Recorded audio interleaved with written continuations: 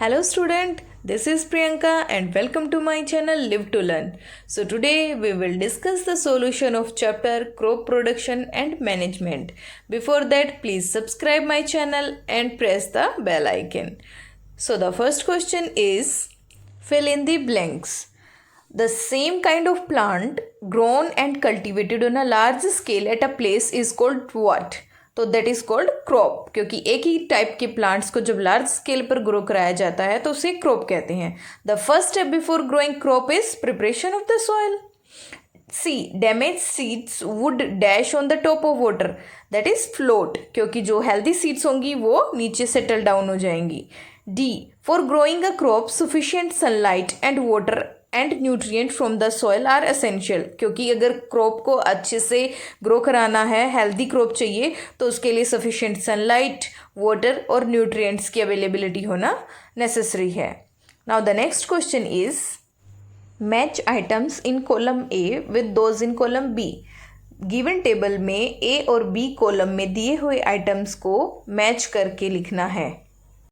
So the answer is kharif crops में पेडी और मेज इंक्लूड होते हैं. रबी क्रॉप्स की अगर हम बात करें तो उसमें वीट, ग्राम और पीज आते हैं. वहीं पर अगर केमिकल फर्टिलाइजर्स की बात करें तो केमिकल फर्टिलाइजर्स यूरिया और सुपर फॉस्फेट का यूज़ होता है. Organic manures animal excreta, cow dung, urine and plant waste से बनता है. So the next question is give 2 example of each. Kharif crop और रबी क्रॉप्स के दो एग्जाम्पल बताने हैं. तो kharif crop is paddy and maize and rabi crops are wheat and pea. So the next question is write a paragraph in your own words on each of the following. Preparation of the soil. आपको इस preparation of the soil पर एक paragraph लिखना है. तो it involves tilling and loosening the soil. Preparation of the soil means loosening of the soil. किसी भी instrument की हेल्प से सॉइल को लूज किया जाता है. This allow the roots to penetrate deep in the soil. और सॉइल लूज होने की वजह से रूट्स ग्राउंड में डीपली पेनिट्रेट कर सकती हैं, जिसकी वजह से जो एक्सचेंज ऑफ गैसेज है वो आसानी से हो सकता है. बी इज सोइंग, यानी कि बुआई क्या है. तो सॉइल में बीजों को बोना ही बुआई होता है. और जो पुराने टाइम में इन बीजों की बुआई के लिए जो टूल्स यूज़ होते थे वो फनल शेप्ड टूल्स होते थे. और मॉडर्न टाइम में अब सीड ड्रिल का यूज़ किया जाता है, जिसकी हेल्प से हम फील्ड में आसानी से बीजों को बो सकते हैं. So the next question is C part, weeding.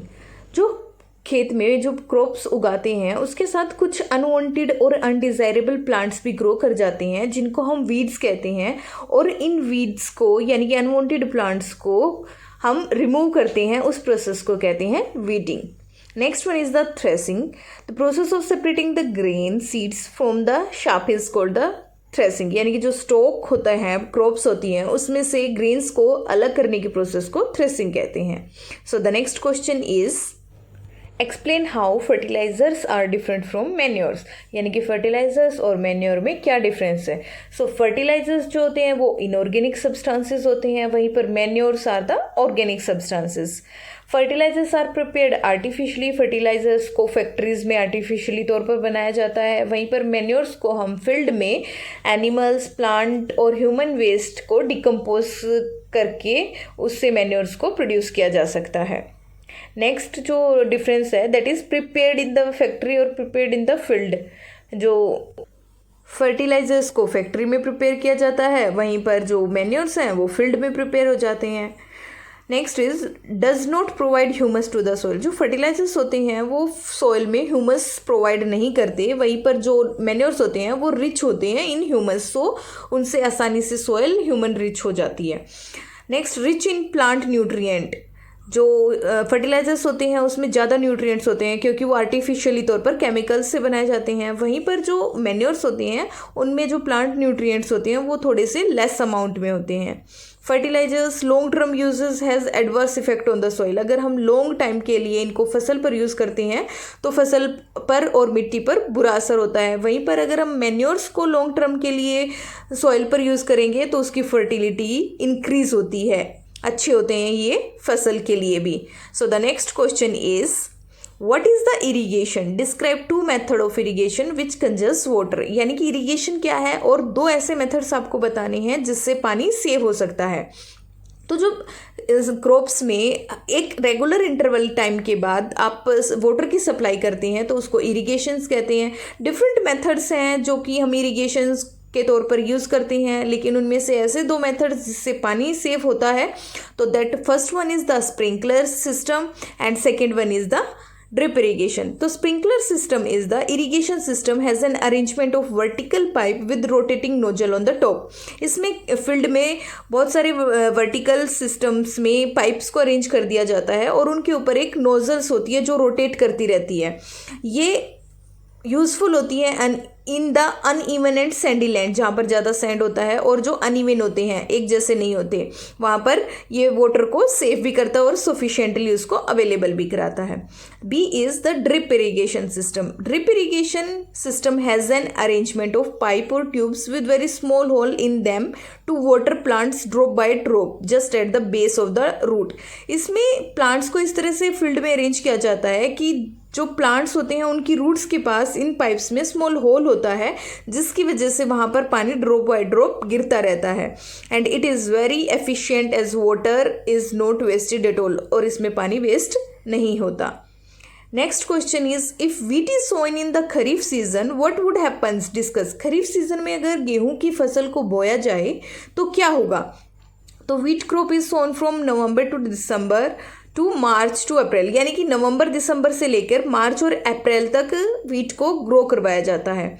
इसको विंटर सीजन में ग्रो करवाया जाता है क्योंकि रिक्वायर्स लेस वाटर, इसको बहुत कम पानी की आवश्यकता होती है। अगर वीट को खरीफ सीजन में बोएंगे तो its production will be decrease considerably, और इसका प्रोडक्शन क्या होगा, बहुत कम हो जाएगा। जो पैदावार होती है वीट की कम हो जाएगी, उतनी पैदावार नहीं होगी जितनी ये विंटर सीजन में ग्रो करने पर होती है।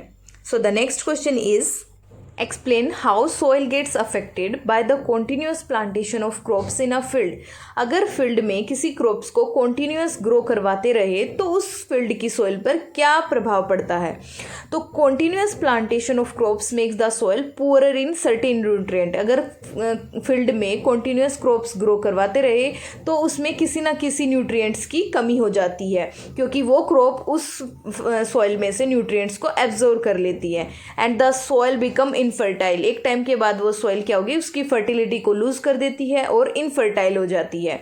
It does not get enough time to replenish the nutrients, क्योंकि उस मिट्टी को दोबारा से अपने न्यूट्रिएंट्स को रिप्लेनिश करने का टाइम नहीं मिलता। उसके पहले ही उसमें दूसरी फसल आ जाती है तो उसके न्यूट्रिएंट्स कम होते चले जाते हैं।